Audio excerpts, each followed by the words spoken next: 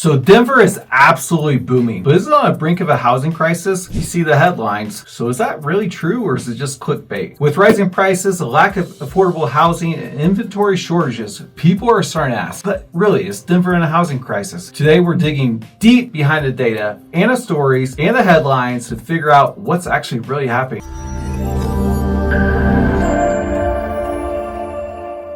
Denver has been in the spotlight for its explosive growth. But here's the question. Are we really heading to a full-blown housing crisis? In the past few years, prices have skyrocketed. Affordable housing seems impossible to find for many, and people are being priced out of their own city. So today, we're going to break it all down. What's really happening?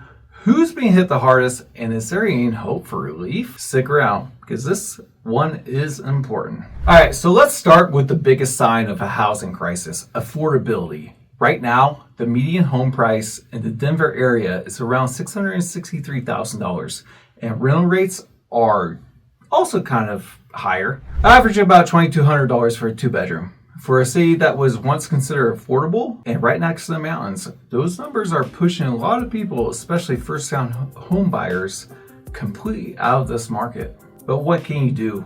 And as you probably know, if you're in a situation, here's where it gets tough. Wage growth hasn't kept up with the rising cost of living, meaning even people with solid jobs are struggling to afford homes or rent, especially those in the lower income brackets where the gap between wages and housing costs is even more significant. So here's another major factor in the inventory shortage. Despite seeing cranes and construction wherever you go, the reality is we're not really building enough homes to keep up with demand. This is not just Denver related, this is kind of throughout the country. Denver's population is booming, but the number of available homes is still well beyond what's needed. Right now, active listings are up 45% year over year, but we're still not even close to pre-2020 levels. Plus, most of the new construction is aimed at the higher end of the market, meaning that affordable homes and rentals are still kind of hard to come by. It's not a lot we can do about that. So who's actually really feeling the pinch? Honestly, almost everyone. Unless you bought your house in like 2020, 2019, or before, you're sitting pretty. Unless you want to like go to somewhere else, buy another home, then you're gonna take out a lot of equity. But yeah, low income, ones that we depend on, like blue collar workers and stuff, they're feeling a lot of the pinch. But really about everyone is, unless you own a ton of assets. So you might want to start acquiring some assets. It's not just home buyers though. Long-term renters are also seeing the rents increase a little bit.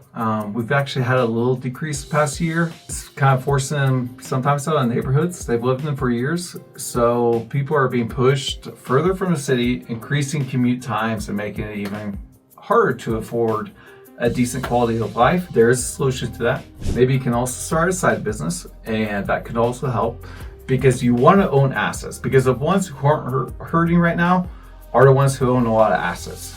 Think baby boomers, not, being ageist or anything. They definitely, the more assets you own throughout your life. So that's what it is. So how do we get here? There's kind of a lot of major factors in play. First, we got rising demand. Denver's a really hot spot for people moving in from out of state, especially California, New York, even a lot of the Midwest states. Then we've also got a low housing supply, which we've talked about, but we can't ignore the impact of high interest rates either. As rates went up this year, it made borrowing more expensive, pushing some buyers out of the market entirely, which put even a little bit more pressure on the rental market. I know we just cut 50 basis points. Jerome Powell announced that, I think it was September 16th, I believe. And so people were really excited about that. And then interest rates went up about 0.75%. So there's a lot of stuff going on right here. Construction costs have gone up too. Everything from labor to materials. So even though there's a need for more housing, it's becoming more expensive to build, and developers aren't really incentivized to create affordable housing.